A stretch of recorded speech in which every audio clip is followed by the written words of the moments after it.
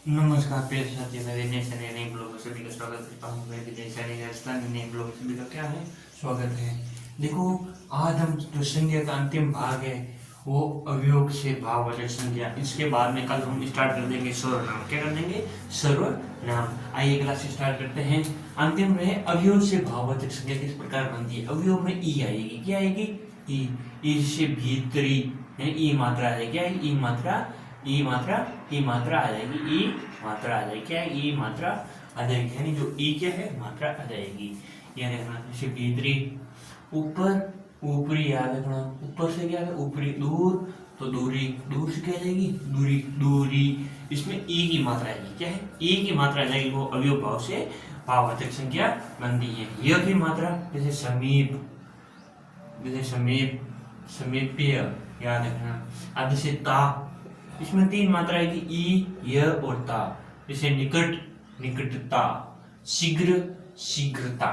यानी ता, यानी ता, यानी आ की मात्रा आएगी। जैसे ता, ई, उ, ए। तो मतलब जैसे मात्रा आ जाएगी जाति, जाति, ता, मतलब जिसमें आ की मात्रा आएगी। आ की मात्रा आएगी। जैसे अवयव में, अवयव जैसे अवयव से भाववाचक और अवयव से भाववाचक संज्ञा किस प्रकार बनती है। जैसे दिक, दिक र नीचे आ जाएगा। जैसे धिक्कार। क्या है? धिक्कार। आगे देखिए मना, मना में जैसे ये ऊपर आ जाएगी मनाही। क्या है? मनाही। क्या आएगा? नीचे, नीचे आ जाएगी नीचे। क्या आ जाएगी? नीचे आ जाएगी। क्या आएगी? नीचे। क्या आ जाएगी? नीचे ही आ जाएगी। क्या आ जाएगी भाई? नीचे ही आ जाएगी। क्या आ जाएगी? नीचे ही आ जाएगी। अब देखो, व्यक्तिवाचक से जातिवाचक, या देखना, राम तो हरीश, देख राम तो हरिश्चंद्र है, सीता तो हमारे घर की क्या है? लक्ष्मी है। तो याद रखना, यहाँ क्या कर, जो रेखांकित शब्द होते हैं किसी भी व्यक्ति या विशेष का बोध कराने न कराकर उनके विशिष्ट गुणों के आधार पर क्या करती है? जातिवाचक का क्या करती है? बोध कराता है। बोध, बोध कराता है, लेकिन वो न करा के बाद में क्या कहलाती है? वो भाववाचक संज्ञा कहलाती है। भाववाचक संज्ञा कहलाती है। तो ये याद रखना, ठीक है। इसमें देखो, जिसमें मात्राएं, तीन मात्राएं। क्या है? तीन मात्राएं। क्या है? तीन मात्राएं याद रखना। ये तीन मात्राएं, जिसके अलावा ये शब्द बनता है भीतर, भीतरी, या ऊपर, ऊपरी, दूर, दूरी, या समीप, असमीपीय, अनिकट, अनिकटता, शीघ्र, अशीघ्रता। तो ये याद रखना। क्या रखना? ये याद रखना। अवयव में आता है भाववाचक और अवयव और भाववाचक संज्ञा किस प्रकार बनती है। और तो एक नंबर पे आता है ये, एक नंबर पे ये आ जाएगा, दो नंबर पे ये आ जाएगा। क्यों? जैसे इसमें धिक्कार, धिक्कार यानी क, एंड धिक्कार मतलब क की जो र की मात्रा बीच में आ जाएगी, यानी र की मात्रा जो नीचे आ जाएगी, र की मात्रा बीच में आ जाएगी। लेकिन जो शब्द बनेगा बाद में धिक्कार, तो क्या करना? जो धिक्कार क्या है, जो ऊपर आ जाएगी, जो ये क है, र इसमें क में बदल जाएगा क, फिर ये पूरा आ जाएगा धिक्कार। क्या आ जाएगा? धिक्कार। तो याद रखना। आगे मनाही, तो याद रखना मनाही, इसमें धिक्कार, इसमें मना ही, तो ही इसमें रो, र की मात्रा जाएगी। जैसे मना, इसमें मना, इसमें आ जाएगी क्या? मना। आगे ही की मात्रा ही मात्रा, ही आ जाएगी मात्रा। तो ये याद रखना, ठीक है। ये तीनों में ये, और ये याद रखना व्यक्तिवाचक से जातिवाचक संख्या जिसमें किस प्रकार ये बनती है। तो ये याद रखना। देखो, राम तो हरिश्चंद्र है, इसमें जो मात्रा है ये जो क्या है? रेखांकित शब्द है। क्या है भाई? तो रेखांकित शब्द है। रेखांकित शब्द यदि किसी व्यक्ति, वस्तु या किसी बोध ना कराकर, ये तो ना तो किसी व्यक्ति, वस्तु, स्थान या किसी जाति का बोध ना कराकर एक गुण, एक विशिष्ट गुणों के आधार पर क्या करते हैं? उनका बोध कराता है। तो ये क्या कहलाता है भाई? क्या कहलाता है?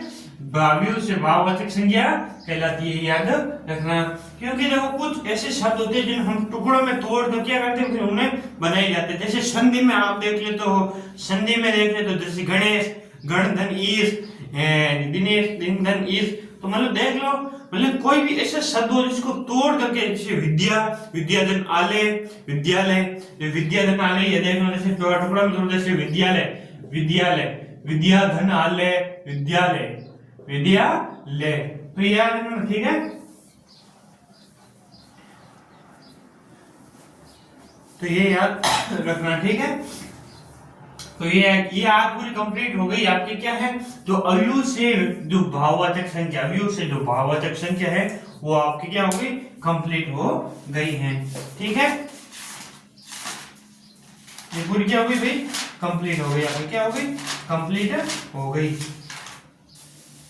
जातिवाचक से पंडित जी हमारे देश के प्रधानमंत्री हैं, रेखांकित शब्द अतः ये व्यक्तिवाचक वगैरह तो इसमें आ जाएगा। इसमें कुछ क्वेश्चन दे रखे हैं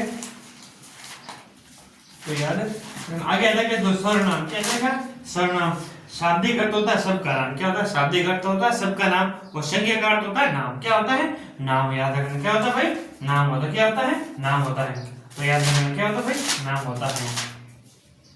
बेकार का अर्थ क्या होता है, नाम होता है, तो ये याद रखना। ठीक है, तो सर्वनाम जिसमें जो ये कल पढ़ेंगे, जिसमें आपको छोटा सुना तो देखो, सर्वनाम का शाब्दिक अर्थ होता है सबका नाम, जो सब संज्ञा हो, संज्ञा के स्थान पर प्रयुक्त होते हैं सर्वनाम कहते हैं।